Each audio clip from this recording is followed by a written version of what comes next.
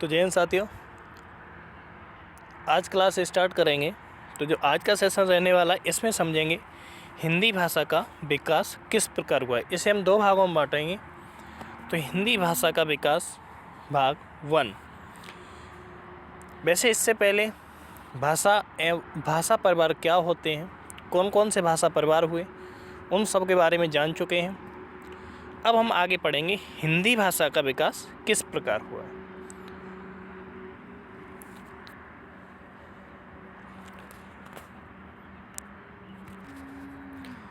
तो क्लास शुरू करने से पहले एक बात और कहेंगे कि अगर आप नए हैं तो हमारे चैनल को सब्सक्राइब करें तथा बेल आइकन पर क्लिक करें, जिससे आगे जितनी भी क्लास कराई जाए सभी आपके पास पहुंच सकें। तथा क्लास कैसी रहे वह कमेंट करके ज़रूर बताएं। तो स्टार्ट करते हैं।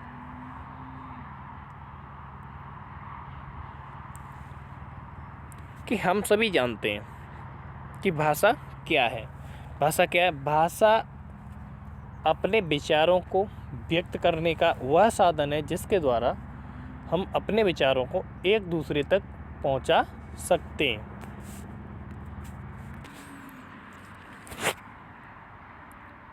भाषा विचारों को व्यक्त करने का माध्यम या साधन है। हम विचारों को किसी भी भाषा में व्यक्त कर सकते हैं। भाषा कुछ भी हो सकती है, यानी कि हम अपने जो विचार कहेंगे, व्यक्त करेंगे, दूसरे तक पहुंचाएंगे, वह भाषा किसी भी प्रकार की हो सकती है और कुछ भी हो सकती है। उसे क्या कहेंगे? भाषा। जैसे गुजराती, बंगाली, मराठी, उर्दू, हिंदी आदि। हमारे देश में 50% से ज़्यादा जनसंख्या अपने विचारों को व्यक्त करने के लिए हिंदी भाषा का प्रयोग करती है। इसीलिए हिंदी भाषा को राजभाषा बनाया गया है। भारत देश में कितने 50% जनसंख्या किस भाषा का प्रयोग करती है? हिंदी भाषा का। इसीलिए हिंदी को राजभाषा के रूप में अपना लिया गया है।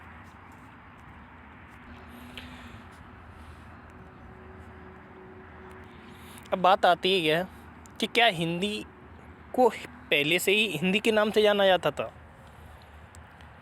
अर्थात जो आज हिंदी बोली जाती है,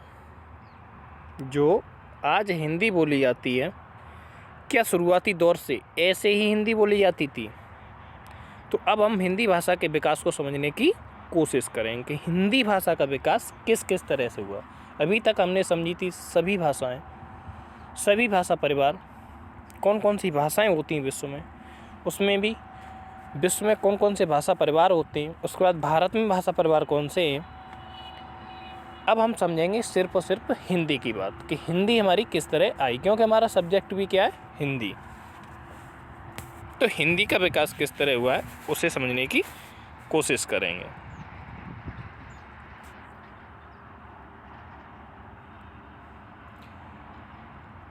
भारत में कई परिवारों की भाषाएं बोली जाती हैं।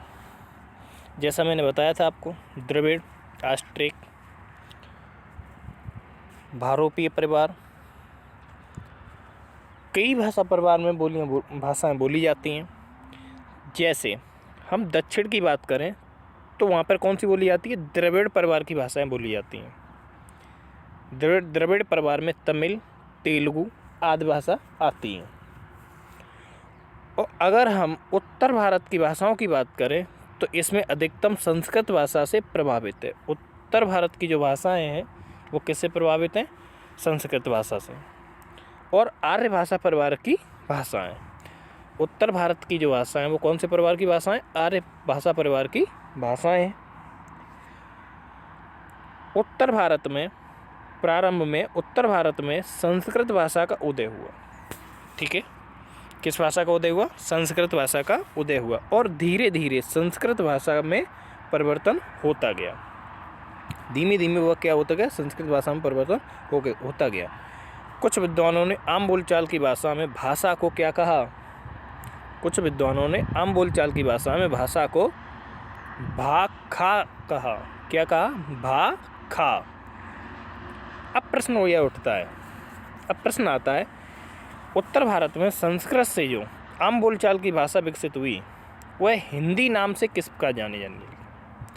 कहने का मतलब कि उत्तर भारत में संस्कृत भाषा का उदय हुआ और संस्कृत से उसे हिंदी कैसे जानने लगे। तो समझते हैं हिंदी किस तरीके से जानने लगे। यहाँ पे एक नोट है, अगर हम हिंदी शब्द की बात करें तो वह फारसी भाषा के 2 शब्दों से मिलकर बना है। आपको ये जानकर हैरानी होगी, हिंदी हमारा हिंदी भाषा का शब्द नहीं है, बल्कि हिंदी हमारा किस भाषा का शब्द है? फारसी भाषा का शब्द है। और फारसी भाषा के किन 2 शब्दों से? 2 शब्दों से मिलकर बना है। किससे? हिंद प्लस ई। ई इसमें क्या है दोस्तों? यहाँ ध्यान रखेंगे, ई क्या है यहाँ पे? प्रत्यय। क्या है यहाँ पे? ई प्रत्यय। तो हिंद में ई प्रत्यय लगाने से क्या हो गया? हिंदी। अब हिंद शब्द कैसे आया, एक एक करके समझेंगे आगे। अर्थात हिंद से संबंधित है आधुनिक समय में भाषा के नाम के तौर पर प्रयुक्त क्या? हिंद। ये बात है 711 से लेके 712 ईस्वी में भारत पर प्रथम सफल मुस्लिम आक्रमण हुआ था। ये हिंद प्लस ई, हिंदी जो शब्द बना है, इसकी जो शुरुआत होती है वो हुई है आपकी कब? 711 ईस्वी से। और 712 ईस्वी में हुआ क्या था कि भारत पर प्रथम सफल मुस्लिम आक्रमण हुआ, जिसके बाद 1000 ईस्वी में गजनवी ने भारत पर क्या किया? आक्रमण किया। और फिर 1191 से लेके 1192 ईस्वी में गौरी द्वारा भारत पर आक्रमण किया गया। 1206 से सल्तनत काल का उदय होता है। धीमे धीमे यहाँ से समझते हैं कि हिंदी किस तरह आई। 711 से 712 ईस्वी में क्या हुआ? प्रथम सफल मुस्लिम आक्रमण हुआ। उसके बाद 1000 ईस्वी में गजनवी ने भारत पर आक्रमण किया। फिर 1191 ईस्वी से एक और 1192 ईस्वी में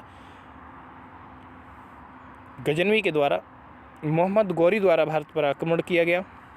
और 1206 से सल्तनत काल का उदय होता है। सल्तनत काल की आधिकारिक जो भाषा थी फारसी होती थी। सल्तनत जो काल की भाषा होती थी वो कौन सी होती थी? फारसी।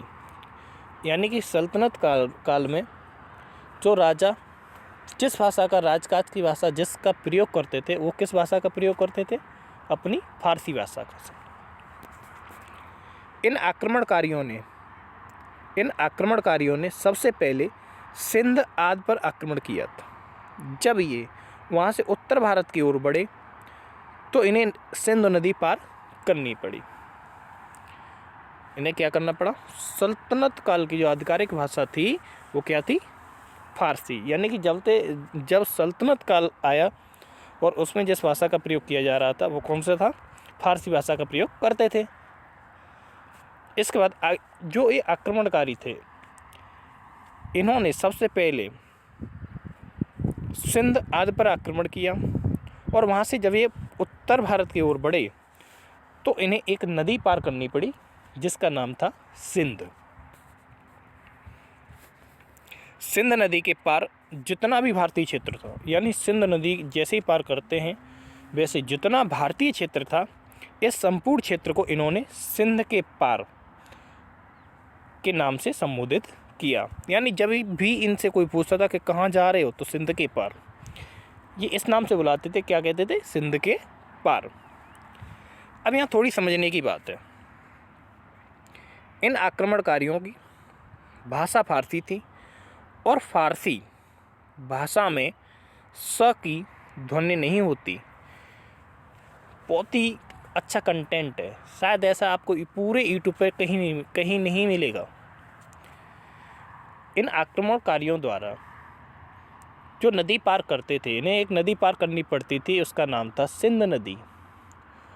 और सिंध नदी पार करके जो संपूर्ण भारतीय क्षेत्र था उसे ये बोलते थे सिंधु के पार। और फारसी भाषा में जो स शब्द है, स वर्ड की कोई ध्वनि नहीं होती। वे इसके स्थान पर ह ध्वनि का प्रयोग करते थे। जो आक्रमणकारी थे ये क्या करते थे, स के स्थान पर, क्योंकि स की ध्वनि कोई थी ही नहीं फारसी भाषा में, तो स की जगह ये किसका प्रयोग करते थे, ह ध्वनि का प्रयोग करते थे। और ध ध्वनि के स्थान पर द ध्वनि का प्रयोग करते थे। स का क्या करते थे, ह, और ध की जगह क्या करते थे, द। इसीलिए वह सिंध के पार ना बोलकर हिंद के पार बोलते थे। बात आ गई समझ में? इसलिए क्या करते थे, वो सिंधु के पार ना बोल करके हिंद के पार बोलते थे। बाहरी आक्रमणकारियों को हमारे यहाँ के धर्म का ज्ञान नहीं था। जो बाहर से जो आक्रमणकारी आए थे, जैसी बात है कि हमारे यहाँ जितने भी आक्रमण हुए हैं वो सारे के सारे बाहर से ही हुए हैं। विदेशों में ही विदेशी जो लोग थे उन्होंने ही आक्रमण किया है। उन्होंने हमारे धर्म को हिंदू कहा। इन्हें यहाँ पे ज्ञान नहीं था कि हमारा धर्म क्या है। उन्होंने, जो आक्रमणकारी थे, इन्होंने क्या कहा, हमारे धर्म को हिंदू कहा और हिंदुओं के द्वारा हिंदी में बोली जाने वाली भाषा का कालांतर हिंदी में कहलाई। और हिंदुओं के द्वारा जो भाषा बोली गई उसे इन्होंने क्या कहा, हिंदी। इसीलिए इस प्रकार हम कह सकते हैं कि हिंदी शब्द का उदय फारसी से हुआ है। ठीक है। 900 से 1000 ईस्वी के बीच टूटी फूटी हिंदी का प्रयोग होने लगा। 900 से 1000 ईस्वी के बीच टूटी फूटी हिंदी का प्रयोग होने लगा। अब यह प्रश्न है कि प्राचीन समय में सिंधु नदी के आसपास में जो लोग रहते थे, प्राचीन समय में जो सिंधु नदी के आसपास जो लोग रहते थे वह किस भाषा का प्रयोग करते थे। तो आइए देखते हैं कि 1500 ईसा पूर्व भारत में आर्यों का आगमन हुआ। सबसे पहले जो 1500 ईसा पूर्व में भारत में आए वो कौन आए, आर्य। आर्यों का आगमन हुआ तथा वे लोग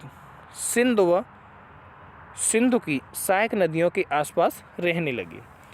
जो लोग वे आए, आक्रमणकारी जो बाहर से आर्य आए, वह कहाँ रहने लगे, सिंधु नदी के आसपास या उसके सहायक नदियाँ, जो सिंधु नदी की जो सहायक नदियाँ थीं उसके आसपास रहने लगे। आर्य की भाषा संस्कृत थी। आर्यों की भाषा क्या थी, संस्कृत। परंतु संस्कृत बोलने में बहुत कठिनाइयाँ आती थीं तथा सभी व्यक्ति संस्कृत नहीं बोल पाते थे। आर्यों की जो भाषा थी वो क्या थी, संस्कृत थी। लेकिन उन्हें यहाँ पे भारत में बोलने में बहुत ही कठिनाइयों का सामना करना पड़ता था। और जितने भी उनके आर्य लोग जहाँ भारत में आए थे सभी क्या संस्कृत नहीं बोल पाते थे। जैसे चच्छो, तो चच्छो का उच्चारण आम आदमी आसानी से नहीं कर पाता था। यानी कि प्रत्येक मनुष्य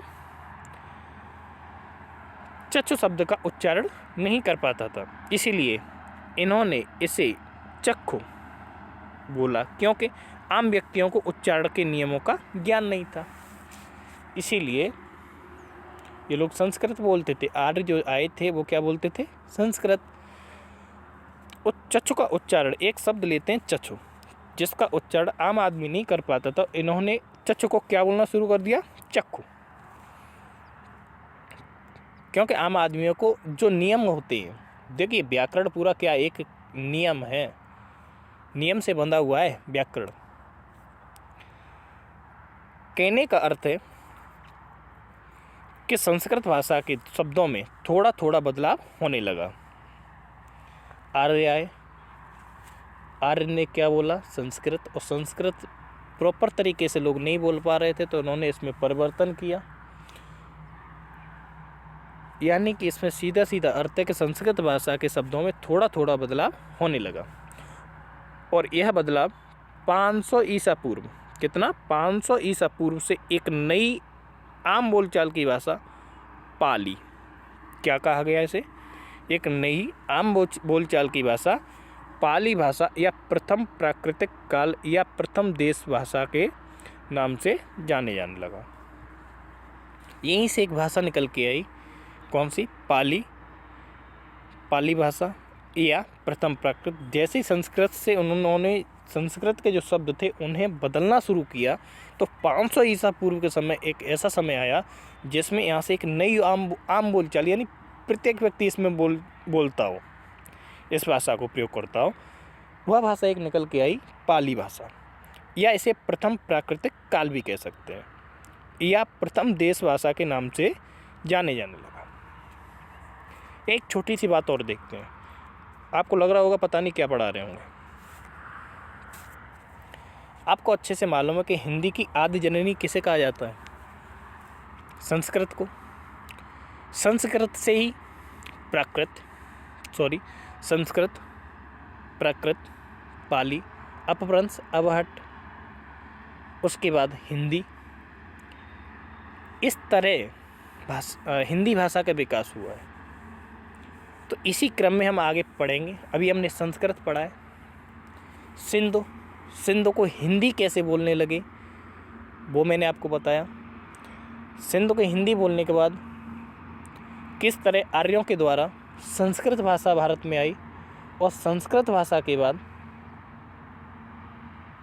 धीमे धीमे किस तरीके से पाली भाषा या प्रथम प्राकृतिक काल या प्रथम देश भाषा का प्रयोग हुआ। अब इससे आगे देखते हैं। भगवान गौतम बुद्ध द्वारा, यहाँ एक नोट पॉइंट है, जैसे पाली भाषा आती है, पाली भाषा कहाँ देखने को मिलती है कि भगवान गौतम बुद्ध द्वारा पाली भाषा का प्रयोग किया गया। इन्होंने अपने उपदेश देने में इस पाली भाषा का प्रयोग किया। इससे भगवान बौद्ध जो थे, इन्होंने अपने जितने भी उपदेश दिए वो किस भाषा में दिए, पाली भाषा में दिए। 500 ईसा पूर्व से पहली ईस्वी तक पाली भाषा का प्रयोग होता रहा, और समय के साथ इसमें भी परिवर्तन होने लगा। पाली भाषा कब से, 500 ईसा पूर्व से लेके और पहली ईस्वी तक पाली भाषा का प्रयोग होता रहा, लेकिन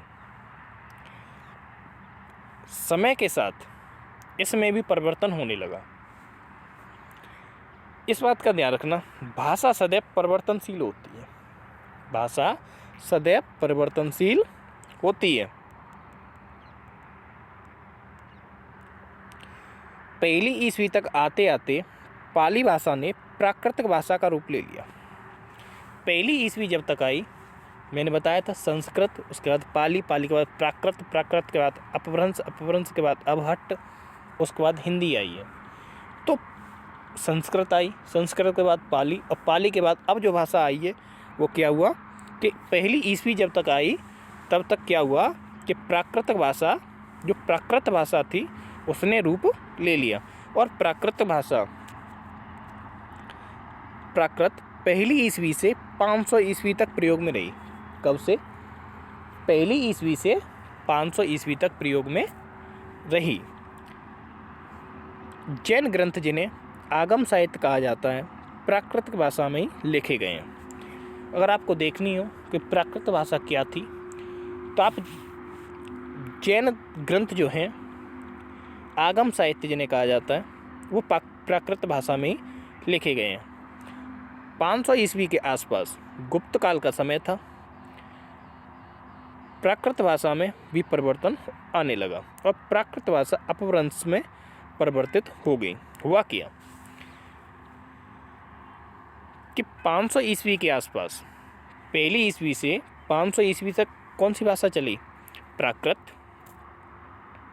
अब प्राकृत के बाद 500 ईस्वी के आसपास हुआ क्या कि जैसे 500 ईस्वी आई तब तक गुप्त काल का समय था और प्राकृत भाषा में भी परिवर्तन आने लगा और प्राकृत भाषा अपभ्रंश में परिवर्तित हो गई। अपभ्रंश यानी इसमें एक बात समझेंगे, एक शब्द आया भ्रंश। भ्रंश का अर्थ होता है भटकना या अथवा भ्रष्ट होना। जब कोई व्यक्ति अपने मार्ग से भटक जाता है, यानी कि कहीं न कहीं जो पाली और संस्कृत के बाद आई तुम्हारी पाली के बाद प्राकृत और प्राकृत जैसे ही आई, उसके बाद प्राकृत के बाद लगभग 500 ईस्वी आते आते इस भाषा में भी परिवर्तन हो गया, यानी कि यह भाषा भटक गई। अपनी जो जिस राह पे चल रही थी वो राह इसने छोड़ दी। अब इस भाषा ने रूप जो धारण किया वो किया अपभ्रंश का। तो नाम इसे अपभ्रंश इसीलिए दिया कि यानी कि यहाँ थोड़ी हिंदी डगमगाई, जो भाषा थी वो डगमगा गई। इसका अर्थ यह है कि जब भाषा का क्षेत्र विस्तृत होता है, जब भाषा का क्षेत्र विस्तृत होता है तो उसमें विभिन्न क्षेत्रों के अनुसार परिवर्तन आ जाता है। जब क्षेत्र बढ़ता है तो क्या होता है कि विभिन्न क्षेत्रों में, अलग अलग क्षेत्रों में क्या होता है, इसमें परिवर्तन भाषा में आ जाता है। प्राकृत भाषा अपने रास्ते से भटक गई, जैसा कि मैंने अभी इससे पहले बताया था। कहने का तात्पर्य यह है कि प्राकृत भाषा विभिन्न क्षेत्रों के अनुसार परिवर्तित हो गई। जैसे जैसे क्षेत्र बढ़े, क्षेत्र इसका बढ़ा, वैसे ही प्राकृत भाषा भटक गई। भटकने का मतलब यहाँ पे ये है कि प्राकृत भाषा विभिन्न क्षेत्रों के अनुसार परिवर्तित हो गई, यानी कि बदल गई। जैसे मथुरा में सौरसेनी अपभ्रंश कहा जाने लगा, मगध में इसे मगधी अपभ्रंश कहा जाने लगा, मगध के आसपास के परिवर्तन को अर्ध मगधी अपभ्रंश कहा गया। अब 900 से 1100 ईस्वी में अपभ्रंश में भी परिवर्तन हुआ और टूटी फूटी अपभ्रंश अब हट कहलाने लगी। अब बची कुची जो अपभ्रंश थी, अपभ्रंश भी कहीं तक चली और उसके बाद जो भी कुछ बची भाषा बोलने में, जो सुधार बचा, जो शब्द बचे, वो भी क्या हुआ कि 900 से 1100 ईस्वी में अपभ्रंश में भी परिवर्तन आ गया और अपभ्रंश क्या कहलाने लगी, अब हट कहलाने लगी।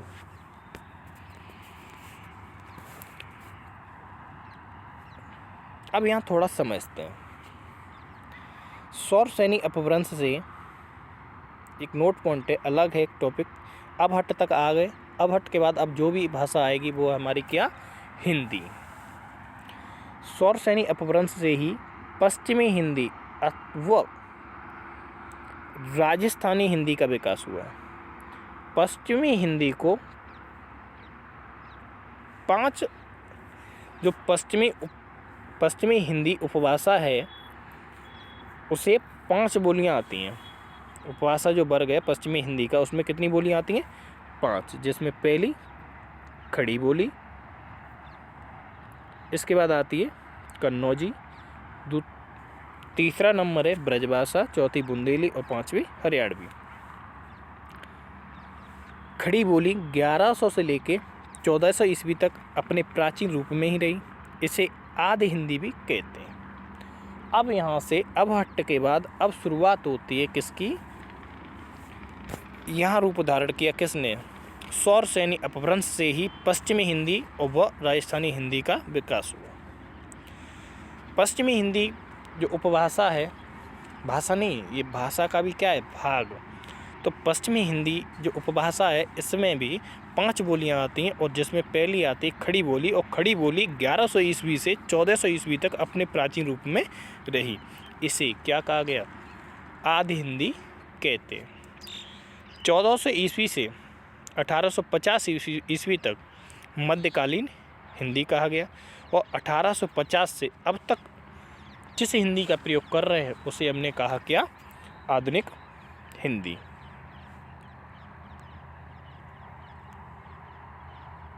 कैसी रही क्लास, आशा करते हैं क्लास अच्छी लगी होगी। क्लास अगर अच्छी लगी हो तो लाइक शेयर करना ना भूलें तथा कमेंट करके ज़रूर बताएं। हम इसी तरह फिर मिलेंगे किसी एक नए टॉपिक के साथ। हाँ, जो भी टॉपिक चल रहे हैं क्रमबद्ध तरीके से चलते जाएंगे, आप कंटिन्यू नोट्स बनाते चलें। हमने एक बार फिर से रिपीट करते हैं कि हमने पढ़ा था इसमें क्या, भाषा, हिंदी भाषा,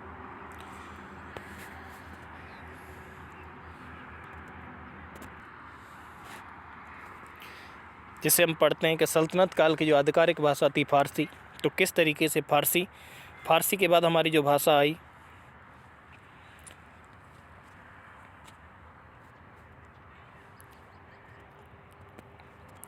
फारसी के बाद जो हमारी भाषा आई, आर्यों के द्वारा भाषा संस्कृत का इस्तेमाल किया जाने लगा। तो संस्कृत के बाद उसमें बदलाव हुआ, तो इसी संस्कृत को 1500 ईसा पूर्व में क्या हुआ, 1500 ईसा पूर्व से लेके 500 ईसा पूर्व तक संस्कृत रही, और 500 ईसा पूर्व से पाली या पाली भाषा या प्रथम प्राकृतिक काल आया या प्रथम देश भाषा।